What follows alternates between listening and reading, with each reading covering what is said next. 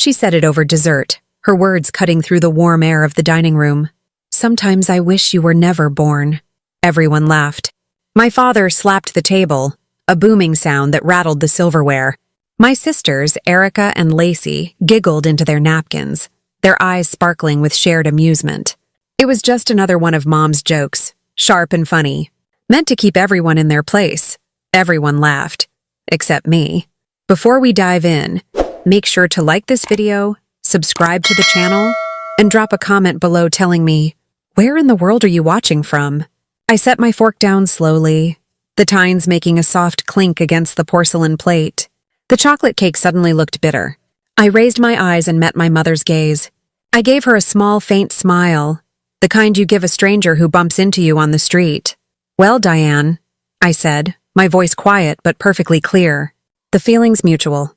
But the difference is, I actually have the power to make that wish come true. Silence spread like a frost across the table. The laughter died in their throats. My father's hand froze mid-air. Erica's perfect smile faltered. Lacey just stared, her mouth slightly open. For the first time in my entire life, I had their complete and undivided attention. That was the last night I ever sat at my mother's table. My name is Natalie Brooks. I'm 32 years old, and for most of those years, I was the invisible daughter. Growing up in our perfectly kept house in Madison, Wisconsin, I was the quiet middle child, the space between two brighter stars. My older sister Erica was the brilliant one. She had perfect grades, a razor-sharp wit, and an ambition that burned like a furnace.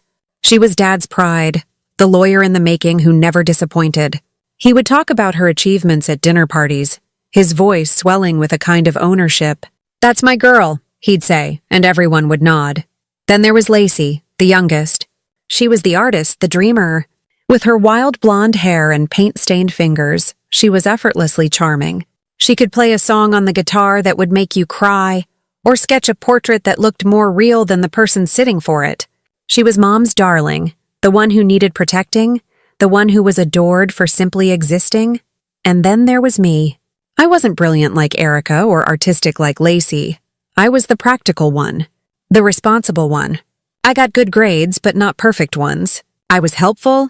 I was organized. I never caused any trouble. I was the one who remembered to buy milk, who helped Lacey with her math homework, who made sure Dad's favorite shirt was clean before his business trips. I was the reliable one. My mother, Diane, once told me that when I was a child. She was looking at a school picture of the three of us. Erica was beaming, her debate club pin glinting on her blazer. Lacey was looking off to the side, a dreamy, poetic look on her face. I was just smiling at the camera, a neat and tidy smile. "You're reliable, Natalie," Mom had said, tapping my face in the photo. But reliability isn't memorable. That sentence became the wallpaper of my childhood. It was the truth I lived with every day. I was useful but not wanted, present but not seen. It was a lifetime of small cuts, tiny moments that reminded me of my place. When I was 10, I won a district-wide writing contest for a short story I'd poured my heart into. I remember running home, the certificate clutched in my hand, my heart pounding with a pride I'd never felt before. I burst into the kitchen where Mom was on the phone. I held up the certificate, my smile so wide it hurt my cheeks.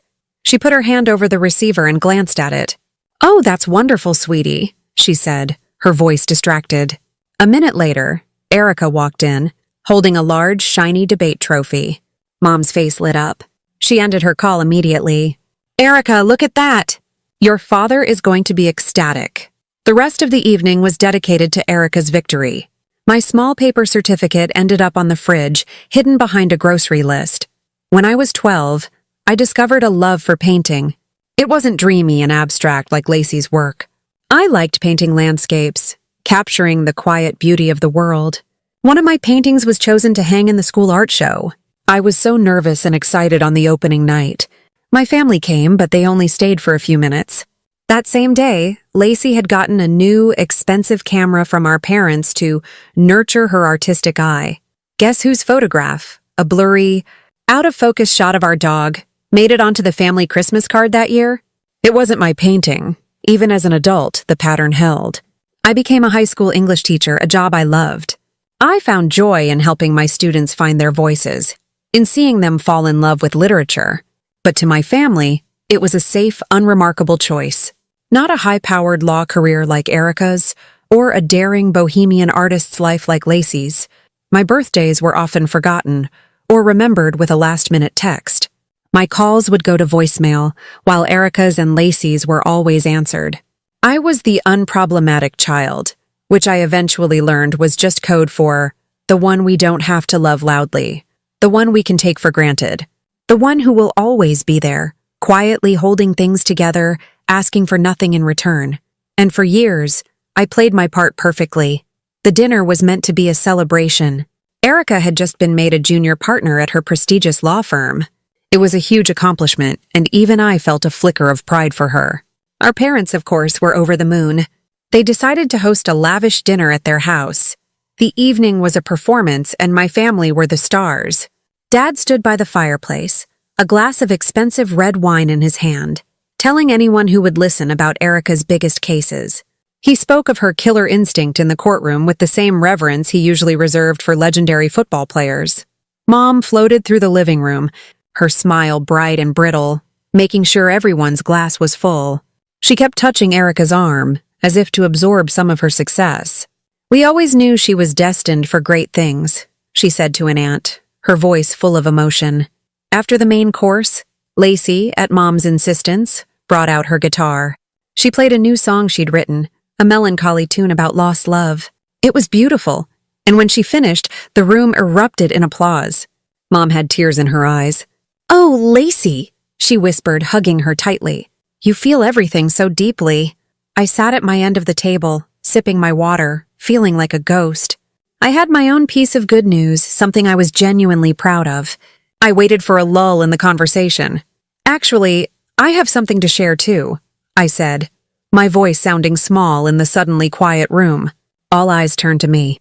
One of my students, a boy named Kevin, just won the state essay award. He's the first student from our school to win in over a decade. He's getting a full scholarship to the university.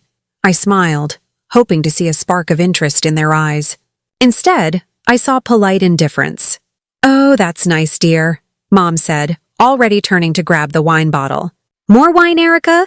My father just grunted and launched into another story about Erica's first mock trial in law school. The conversation moved on, leaving my small victory behind, an unimportant little stone skipped across a vast lake. I felt that old, familiar feeling wash over me. The feeling of being invisible, of shrinking in my chair until I was nothing but a shadow. But I stayed silent. I ate my food. I smiled when I was supposed to. I had been doing it my whole life. I just had to get through dessert. As Mom brought out a rich chocolate cake, the mood turned nostalgic. They started telling old family stories, anecdotes that were supposed to be funny but always seemed to have me as the punchline. They brought up the time when I was 7, and Erica and Lacey convinced me I was adopted. They'd packed a small bag for me with an apple and a pair of socks and told me my real parents were coming to get me from the bus station. Poor Natalie, Mom laughed, shaking her head. "You sat on the front porch for 2 hours. You actually believed it." The room roared with laughter. Dad slapped the table again, his face red with amusement. My sisters giggled, looking at me with a mixture of pity and fondness, the way you'd look at a clumsy old dog. I tried to smile along, to pretend it was funny, but the memory wasn't funny to me.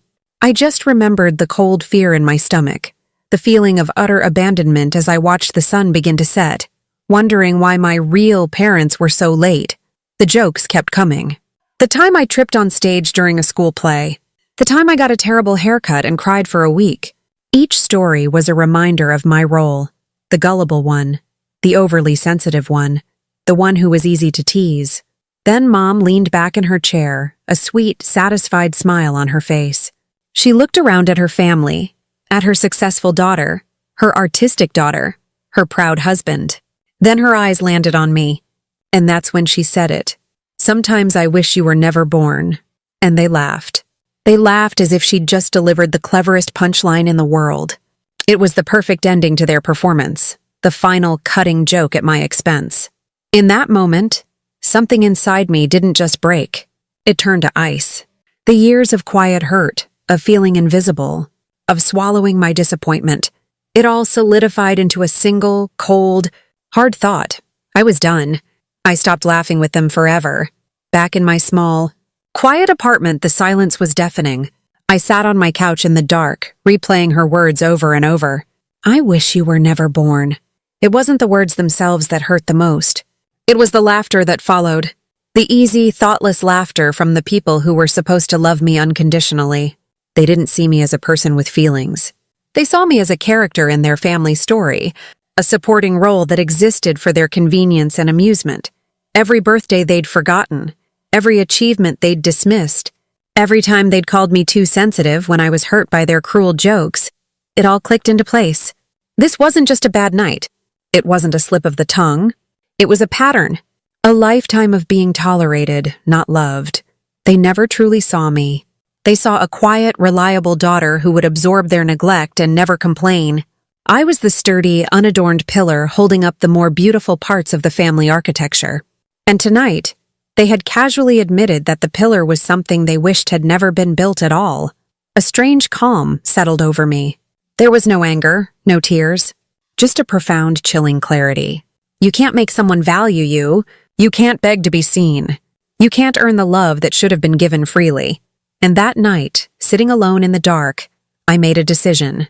I would give them exactly what they wished for. I would vanish from their lives. The next morning, I woke up with a purpose I hadn't felt in years. I sat at my kitchen table with my laptop and a cup of coffee and started applying for teaching jobs in other states. Seattle, Portland, Denver, anywhere that was far from Madison, Wisconsin. Anywhere I could breathe. By noon, I had sent out 12 applications. The next step was to cut the digital cords. I opened my phone and blocked my parents' and sisters' numbers. I removed myself from the family group chat, my thumb hovering over the Leave Group button for only a second before I pressed it firmly. It felt like severing a rope that had been choking me my entire life. I went to the post office and filed a change of address, redirecting my mail to a P.O. box. I didn't pack a bag and run. My vanishing was by design. It was quiet, methodical, and absolute. I sold my furniture online. I gave my 2 weeks' notice at my job, telling my principal I was relocating for a family reason, which was true in a way. I was leaving for the sake of the family I was going to build for myself. For the first time in my life, silence wasn't a punishment. It wasn't the cold shoulder from my mother, or the empty space at the dinner table where my presence was ignored. This silence was mine. It was freedom. They wanted a life without me in it? They could have it. The calls started about a week later. They went straight to my voicemail, little digital ghosts I would listen to before deleting them. First, it was Erica. Natalie, this is ridiculous. Whatever Mom said, you know she didn't mean it. Call us back. You're being dramatic. Then Lacey. Natty, please call me. Mom is really upset. We miss you. Her voice was soft, but it still felt like a performance. Then, finally, my mother. Natalie, honey, call your mother. We're worried. Her voice was tight with annoyance, not concern. The messages piled up. Their tone slowly shifted from irritation to confusion, and then to a raw, unfamiliar panic. One evening, there was a loud knocking at my apartment door. I looked through the peephole. It was my mother. Her face was pale and her eyes were red-rimmed. She looked smaller than I'd ever seen her. Natalie? Please, honey, I know you're in there. Please open the door, she called out, her voice cracking. We're sorry. I'm so sorry. I didn't mean it. It was a horrible joke. I stood there, my hand on the doorknob, my heart a stone in my chest. The little girl in me, the one who had waited on the porch for parents who weren't coming, wanted to open the door. She wanted to believe the apology. But the woman I was becoming knew better. An apology couldn't erase 32 years of invisibility. It couldn't heal 1,000 small cuts. I stayed silent, listening as her knocking faded and her footsteps retreated down the hall. 2 weeks later, I got a job offer from a high school in Seattle. I accepted it without hesitation. I packed my few remaining belongings into my car and drove west, not once looking in the rearview mirror.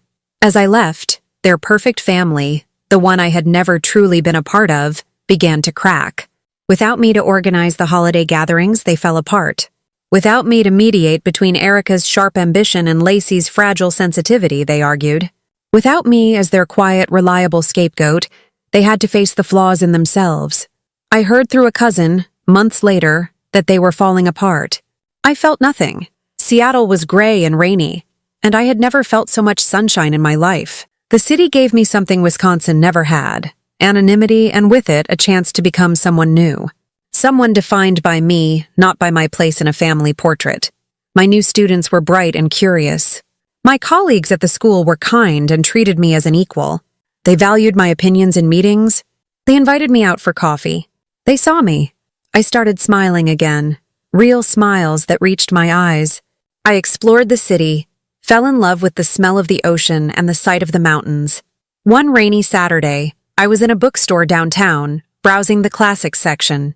I was holding a worn copy of Jane Eyre. "That's one of my favorites," a man's voice said beside me. I turned. He had warm brown eyes and a kind smile.